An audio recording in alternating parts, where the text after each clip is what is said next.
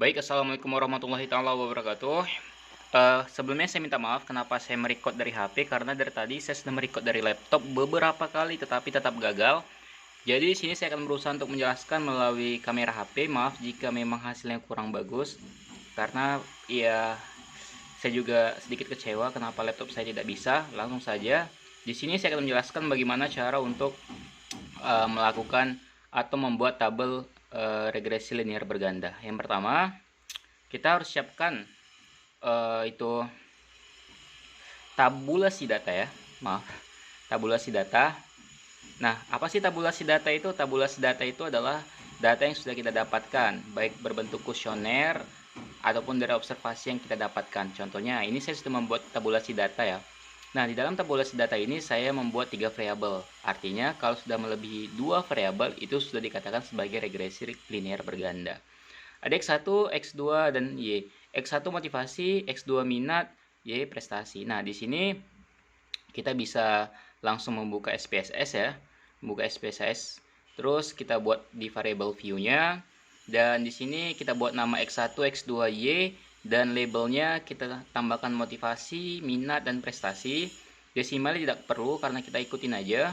Dan yang lainnya juga tidak perlu. Setelah itu kita biarkan dan kita buat di data view ya, pindahkan ke data view, maka nanti tampilannya akan seperti ini. Maaf jika goyang-goyang, tangan saya bergemetar soalnya. Di sini X1, X2, dan Y. Nah, 3 indikator ini bakal otomatis ada di sini karena tadi sebelumnya kita sudah membuat nama di variable view. Nah, setelah itu kita langsung buka ke Excel. Tabulasi data yang kita siapkan, kita copy ya, datanya saja, jangan yang lain.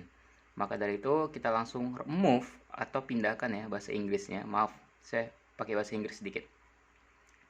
Ada tampilan seperti ini. Setelah ada tampilan seperti ini, langsung saja kita buat analyze, and you can choose regression, and you can choose linear, and click, and then the show up linear regression.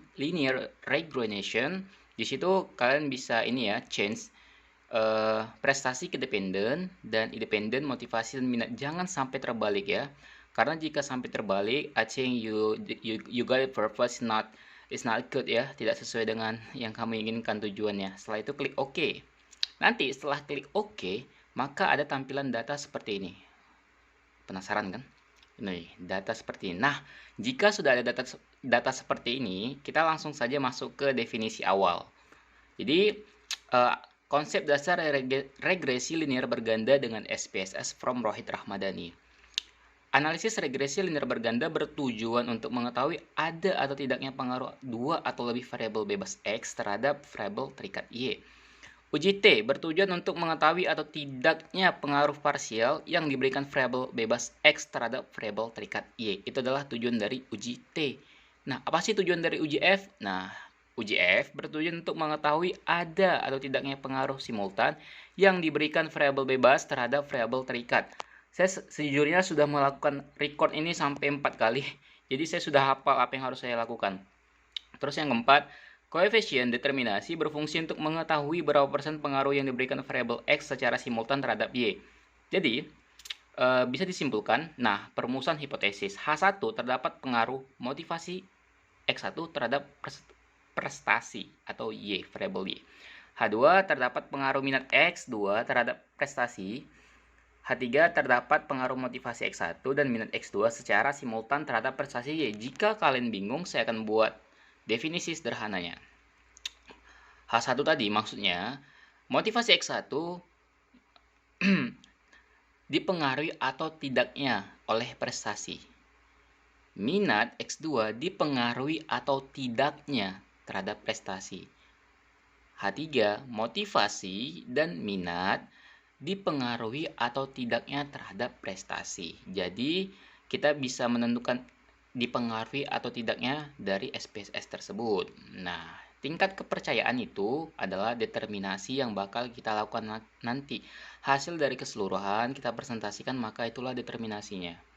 Oke, secara di sini saya kira untuk definisi, saya pegel. Sudah cukup. Masuk ke dasar pengambilan keputusan uji T. Kita baca ya. Jika nilai SIG atau SIG lebih kecil 0,05 atau T hitung lebih besar T tabel, maka terdapat pengaruh variabel X terhadap variabel Y.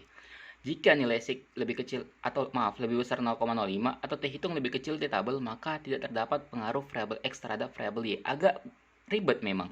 T tabel sama dengan T buka kurung A per 2 titik 2 N kurang K kurang 1 sama dengan T buka kurung 0,025. Dari mana 0,025? Kita buka. Kita ada datanya. Wait, mana nih silangnya? Oh, ini dia. Datanya ini tabel T distribusi. Ini memang sudah ada ya. Jadi kalian bisa buka di Google. Ini A 0,025. Ya, kita buka lagi Microsoft Word. Titik 2 10. Kenapa 10 N ini adalah jumlah sampel? Jumlah sampel kita adalah 13. Terus masuk lagi. Artinya 0,025.210 di tabel distribusi T itu ini dia 0,025 seret. Ini dia barisan 10 2,2281. Jadi hasilnya adalah 2,2281. Oke, berikutnya. Jika nilai SIG lebih kecil 0,05 atau F hitung lebih besar F tabel, maka terdapat pengaruh variabel X terhadap variabel Y. Yang kedua, jika nilai SIG lebih besar 0,05 atau F hitung lebih kecil F tabel, maka tidak terdapat pengaruh variabel X terhadap variabel Y. Ribet lagi memang. Jadi saya akan menjelaskan lebih pasti atau lebih sederhana.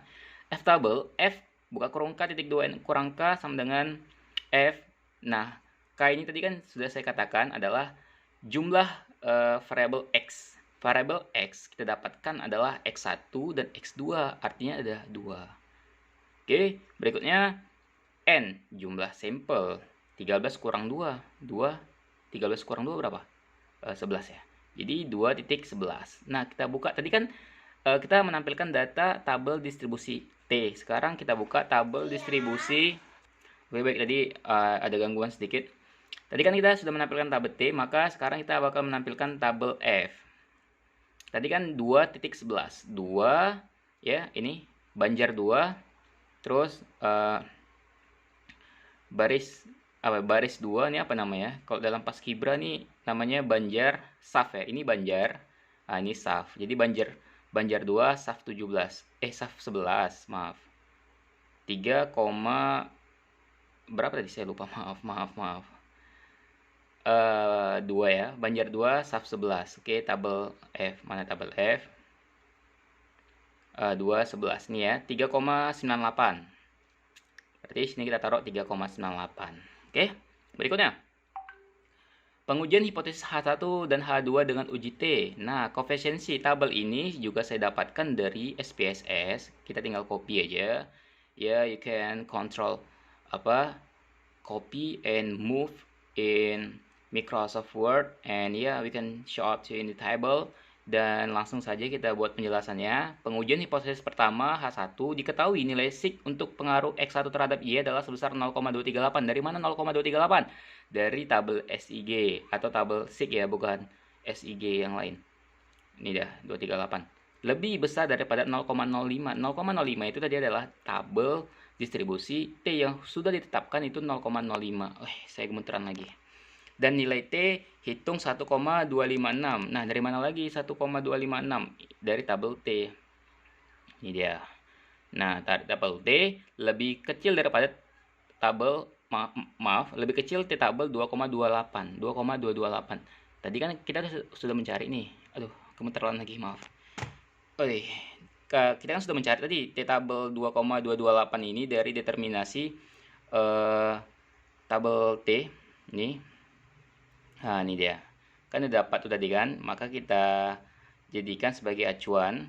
Maka 1,25 itu lebih kecil pasti dari 2,28. Sehingga dapat disimpulkan bahwa H1 ditolak, yang berarti tidak terdapat pengaruh X1 terhadap Y. Jika kalian bingung, oke, saya akan jelaskan lebih ringkasnya lagi.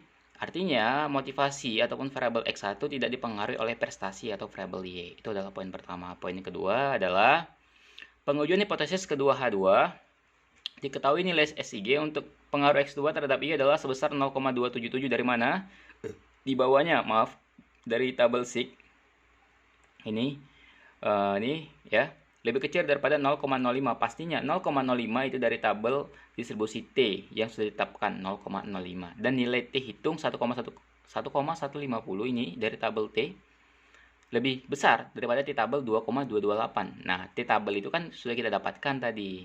Jadi, artinya dapat disimpulkan bahwa H2 diterima yang berarti terdapat pengaruh X2 terhadap Y. Oke, saya contohkan lagi. Poin kedua. Artinya adalah minat atau variabel X2 dipengaruhi oleh prestasi Y. Tadi kan yang pertama poinnya adalah motivasi atau variabel X1 tidak dipengaruhi oleh prestasi. Tetapi yang kedua, minat dipengaruhi oleh prestasi. Nah, itu yang membedakan. Baru berikutnya. Bentar. Ini pengujian hipotesis H3 dengan uji F. Nah, ini yang beda tabel ya. Nah, ANOVA. ANOVA ini dari mana dapatnya? Dari tabel SPSS tadi, kita tinggal copy ya, klik aja ini ANOVA. Nah, ini ANOVA nih, kita klik Ctrl copy, baru kita ya langsung ini ya, Ctrl V, Ctrl F ya, maaf. Pengujian hipotesis ketiga H3, berdasarkan output di atas, diketahui nilai signifikasi untuk pengaruh X1 dan X2 secara simultan terhadap Y adalah sebesar 0,331. 0,331 kita dapatkan dari tabel SIG. Ini tabel SIG. Terus lebih kecil pasti ya, 0,05 ya pasti. Dan nilai F hitung 1,238 dari tabel F.